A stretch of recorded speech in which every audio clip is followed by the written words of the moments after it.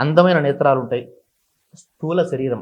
అంటే స్థూల శరీరం అంటే చూడడానికి చక్కటి శరీరం కలిగి ఉంటారు, చక్కటి ముఖ వర్చస్సు. వర్చస్సు అంటే అందరిలో కూడా ఆకర్షణ కనపడుతుంది మనకి, కానీ ఒకటికి రెండు సార్లు వాళ్ళతో మనం మాట్లాడాలి, వాళ్ళ గురించి విషయాలు తెలుసుకోవాలి దగ్గర అనేటువంటి వర్చస్సు. అంటే తేజస్సు, వెలుగు, అట్లా వెలుగు కలిగి ఉంటారు. దైవం మంది కూడా భక్తి ఎక్కువగా ఉంటుంది. ఏ పనికైనా సరే కార్య సాధన చేస్తారు వీళ్ళు. అంటే అనుకున్నారు అంటే దాంట్లో ఇంకా వెనక్కి తిరిగి చూడకుండా ముందుకు వెళ్ళి తమ పనులన్నీ పూర్తి చేసుకొచ్చేటువంటి మనస్తత్వం ఉంటుంది. కానీ కొన్నిసార్లు వీళ్ళకు ఉన్నటువంటి చిన్న మైనస్ పాయింట్ ఏంటంటే ఏదైనా పని చేయాలనుకున్నప్పుడు ఆ పని పూర్తి అయ్యేంతవరకు నిద్రపోరు.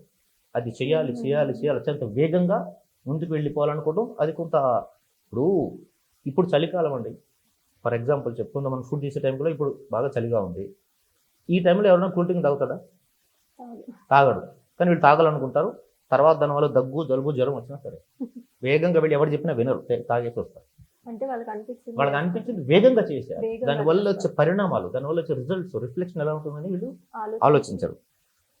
రసాయన శాస్త్రము, ఇంతకుముందు నేను చెప్పాను, కెమికల్స్, భౌతిక శాస్త్రం, ఫిజికల్, వీటి మీద ఆసక్తి ఎక్కువగా ఉంటుంది. మంచి కీర్తి ప్రతిష్టలు ఉంటాయి.